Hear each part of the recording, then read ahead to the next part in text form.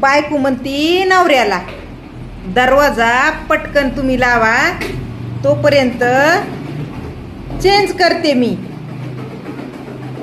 उशीर झालाय. नवरा म्हणतोय बाहेर फिरायला जायचं असतंय त्याला. तर असा व्हिडिओ काढायचा होता मला. तर ते काय झालं काय नाही की ते थोडंच निघाला. मला वाटतं टाईम नव्हता वाढविला व मी टाईम नव्हता वाढविला आणि त्याच्यामुळं ते व्हिडिओ थोडा निघाला. हां, असं झालं. पण नवरा बायको असते तर नवीन लग्न झालेले जोडपं नव नव नव हां, नवा जोडा विवाहित तरुण तरुणी. आता नवीन जोडपं म्हणल्यावर बायको घरामध्ये विचार करूनच वागणार ना, आपल्यासारखं थोडी ना.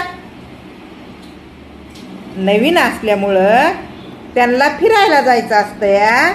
आणि मग उशीर करती बायको. तर नवरा म्हणतंय आता उशीर झाला या, आता कशाला जायचंय फिरायला. त्याचं म्हणणं असं आहे आता उशीर झालाय, तू आवरून घेतलं नाहीस तुझं पटकन. म्हणून ती बायको काय म्हणती घाई गडबडीनं, तुम्ही पटकन लावा, मी तवर घालून घेते कपडे कपडे कपडे घालून घेते, दागिने. हां, आणि ती नवऱ्याला काय म्हणती तुम्ही पटकन लावा. अरे बाबा दरवाजा लावा म्हणती, दरवाजा दरवाजा बेडरूमचा दरवाजा. काय सांगावा, कुणी बी येऊ शकतंय अचानक नवरा बायकोच्या बेडरूममध्ये. घरातली कुणी असतं ना लहान सहान लेकरू बाळ,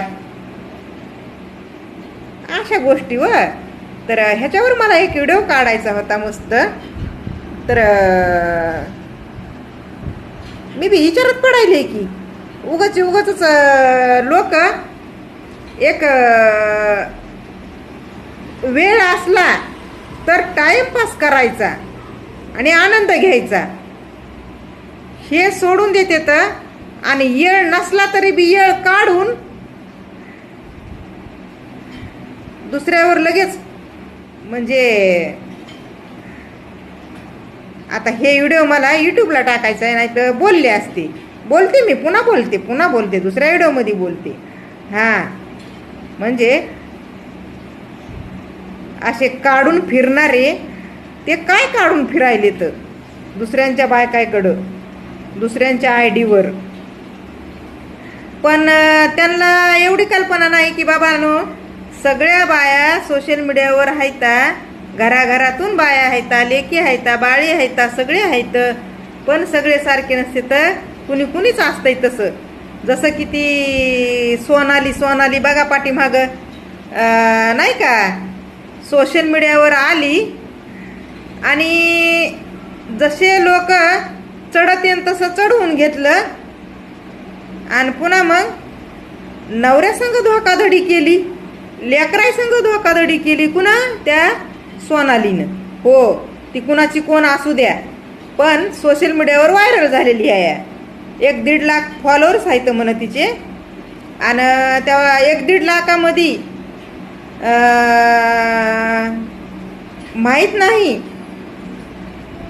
अरे बाबा आमचे बी आहेत की, पण आमच्या ज्या फॉलोअरमधून लोक आहेत ना त्याच्यातला असा एकही नाही व्यक्ती की आम्ही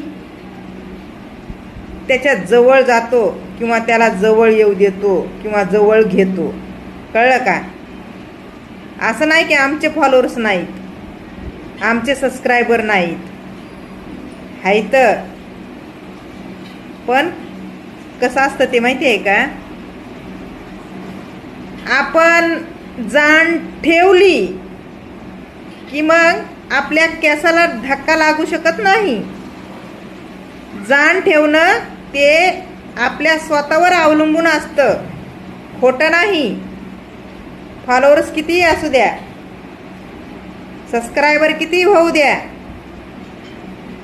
एके टायमाला वाईट बनायचं पण चांगुलपण दाखवणं धोकादायक आहे. संसाराचा सत्यनाश, उद्ध्वस्त होतो सत्यनाश संसाराचा. सगळा नवरा बिचारा ते फ्रीडम देतो आणि तिथंच पुन्हा मग ते स्वतःचं आयुष्य बर्बाद करून घेतो. पण सगळ्या सारख्या बाया नसत्यात. नवऱ्यानं फ्रीडम दिलं तर जाण ठेवणार नाही बाया, अशा बऱ्याच आहेत. उग ते नसतं का एखादा कांदा नासलेला असतंय, कांदा एखादा नासलेला असतंय आणि ते एक कांदा नासका निघाला की सगळ्या कांद्याला ते साईडला करायला लावतंय, मग असं नासून टाकतंय. हां तसं तसं बघा. तसं तिनं काय केलं, 2 लेकरं असून जे सोशल मीडियावर व्हिडिओ काढत होती, टाकत होती, तिला फ्रीडम होतं नवऱ्याकडून, तर मग तिचे फॉलोअर्स बी वाढत गेले. आता फॉलोअर्स वाढण्यासाठी एवढं काय असं करावं लागत नाही. कोणासंग झोल झाल लपडे मपडे. आता माझी बोली भाषा डायरेक्ट आहे. 1 घाव 2 तुकडे, बेधडक, विचार नाही पाचार नाही. समोर येईन तसं, जसं भिडतंय तसं ठोकून राखून द्यायचा ठोका.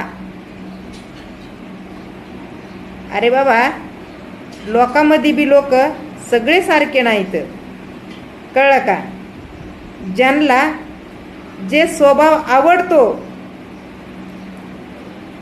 तेच लोक माझ्यासारख्या लोकांना फॉलो करून ठेवतात की. आता जर समजा आपल्या स्वतःचं खर्चीकरणच करून घ्यायचं म्हणलं फॉलोअर्स वाढवण्यासाठी, तर मग हे चुकीचं आहे. नवऱ्यासोबत खूप मोठा ते म्हणजे विश्वासघात आहे. नवऱ्यासोबत विश्वासघात आहे. असं नाही करायचं कोणी, बरं का? राहिली गोष्ट, आपण कोणाचं वाईट केलं तर आपलं चांगलं कधी होत नाही, हे पण तिथूनच शिकायला मिळतं, बरं का?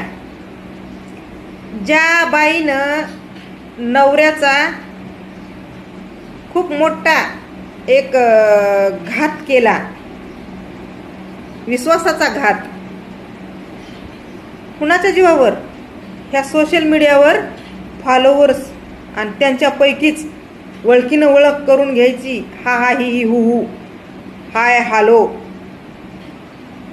गेलो मेलो झोपलो हल्लो पिल्लो, हे सगळ्या गोष्टी करता करता करता करता आपल्याला जपण्यासाठी, सांभाळण्यासाठी, आपली काळजी घेण्यासाठी आपला नवरा रात्रंदिवस एक करतोय, तिकडं झुरतोय, मरतोय, राब राब राबतोय, रक्ताचं पाणी करतोय, घाम गाळतोय आणि आपली बरोबरी करतोय, वरून आपल्याला फ्रीडम बी देतोय. आणि त्याचा घात करणं कसं महागात पडतंय, जसं त्या सोनालीला पडलं. माहित नाही कोण आहे, पण तिच्या वागणुकीतून बरंच काय शिकायला मिळतं, बरं का? बरंच काय शिकायला मिळतं. तर शेवटी तिला धडा मिळाला आणि ते धडा जे मिळाला त्या अशा लोकांकडून मिळाला की तिला खूप गर्व होता. गर्वाचे घर येशीच्या बाहेर. गर्व कोण्या गोष्टीचा नको, कळलं का? गर्व कोण्या गोष्टीचा कामी नाही. जिथं झुकावं लागतं तिथं झुकायचं, जिथं पाय धरायचे तिथं धरायचे, आणि जिथं वर मान करून गर्वाने आपल्याला वागता येतं तिथं वागायचं. सोशल मीडिया आपण यूज करतो. सोशल मीडियानं आपल्याला जर यूज केलं तर खेळ खलास झाला तिथंच. म्हणजेच सोशल मीडिया म्हणजे सोशल मीडियावरचे लोक, त्या लोकांनं आपल्याला यूज केलं म्हणल्यावर मग अर्थ काय उरतो हो? काय उरतो? काय सुद्धा नाही उरत. कळणाराला हाया. सोशल मीडिया यूज करा, सोशल मीडियावर यूज होऊ नका. कळलं का? सोशल मीडिया यूज करायला हाय आपल्या आपल्या पद्धतीनं. कळलं? आपल्या आपल्या पद्धतीनं म्हणजेच आता बघा, मला छंद हाय, मला शौक हाय, मला एक आवड निर्माण झालेली आहे, असं व्हिडिओ काढायची, डांगचिक खोकचिक करायची, स्वतःमध्ये रमून राहायची, स्वतःसाठी वेळ काढून कॅमेऱ्यासमोर यायची, स्वतःचेच व्हिडिओ स्वतःच्याच चॅनलवर म्हणा, आपल्या यूट्यूब आपलं फेसबुकवर म्हणा, इंस्टा आय डीवर म्हणा, आपल्याला जमतेत तसे व्हिडिओ काढायचे, सोडायचे, अपलोड करायचे. ते आपल्या स्वतःसाठी, दुसऱ्यासाठी नको. हां, नाही तर उगाच दुसऱ्यासाठी तेरे नाम हमने किया है, हमारे खुद को सब कुछ लो. असं सब कुछ लो म्हणलं की शेती तर संपाला ना राव. काय राहतंय पुन्हा तुमच्यापाशी? सब कुछ लो म्हणल्याच्या नंतर काय राहतंय का? काही काहीच नाही राहत. पद्धतीनं राहा, आपल्या आपल्या पद्धतीनं राहा, कुणी बी असू द्या. ह्या सोशल मीडियावर जे लोक शोषण करून बघतेत बायकांचं, शब्दाने म्हणा, शरीराने म्हणा, अजून काय काय म्हणा, तर ते चुकीचं आहे. एक ना एक दिवस त्या गोष्टीचा छडा लागणार म्हणजे लागणार हो. हां, तुम्ही सोशल मीडियावर दुसऱ्या बायकांचं शोषण करायला जाता, तर तुमच्या घरातल्या बायकांचं घरात घुसून मग ते तसे बलात्कार होतेत, मारून टाकतेत. मग ते कुठल्या काय थराला जाईल, तुमच्यासमोर कधी काय घडून येईल सांगू शकत नाही, सांगता येणार नाही. त्याच्यानं अंथरूण बघून पाय पसरलेले बरे. कळलं का? कोणाच्या आई बहिणीचं शोषण करण्या अगोदर स्वतःच्या आई बहिणीला सुरक्षित कसं ठेवता येईल यावर जोर द्यावे. जितके तुम्ही बाहेर सोशल मीडियावर लोकांच्या बायकांचं शोषण करू इच्छिता, त्याच पटीने तुमची बायको ऑलरेडी शोषित झालेली असते दुसऱ्याकडून. कळलं काय? हा, ज्यांना बायका आहेत त्यांना सुद्धा लागू होतं, ज्यांना बायका नाहीत त्यांना तर लगेच पटकन लागू होतं. म्हणजे तुमची होणारी बायको माहीत नाही कोणाकोणाकडून शोषण करून घेतलेली असावी. कधी कल्पना केली का तुम्ही? हां, मन स्वच्छ ठेवा. म्हणजे स्वतःमध्ये थोडी तरी क्लॅरिटी असायला हवी. स्वतःमध्ये दुसऱ्यांची क्लॅरिटी तुमच्या कामाला येणार नाही. जशी की मी क्लिअर वागते, माझी क्वालिटी प्युअर आहे, मी कोणाला सांगत नाही. मी माझ्या समोर ज्या पद्धतीनं येतं त्याला धडा शिकवते. धडा शिकवण्यासाठी कधी गुरुजी बनावं लागतं, कधी हेड बनावं लागतं, कधी ते काय म्हणते तो गुरु बनावं लागतं, ते चाला असं काहीतरी असतं ना तर. हां, म्हणजे कधी परीक्षा, अग्निपरीक्षा द्यावी बी लागती, घ्यावी बी लागती, काय काय अजून बरंच आहे. हां, म्हणजे वाईट वक्त बोलायचं नसलं तरी बोलावं लागतंय. मला हे म्हणायचंय, कशाला लावून लावीत बसू.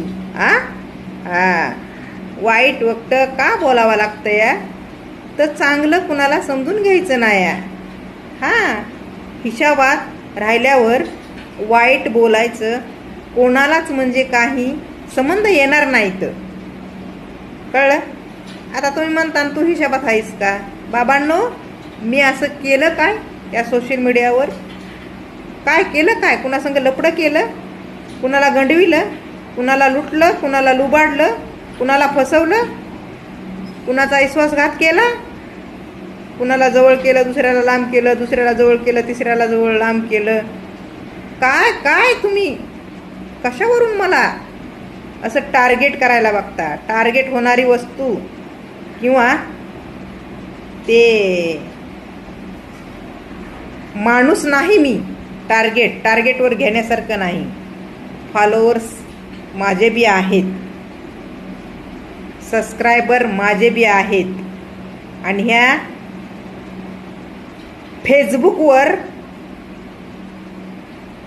काय म्हणतात त्याला, माझं फेसबुक चॅनल अकाउंट फॉलो करणारे लोक बी आहेत. पण साला ज्या लोकांनी माझं फेसबुक अकाउंट फॉलो नाही केलेलं ते इथं येऊन त्यांची गाभण करून घेतात. वारसा पुढं चालवण्यासाठी. आता कोणता वारसा? कसला वारसा? जगण्याचा. हां, पोट भरण्याचं साधन. कळलं का? चला बाय.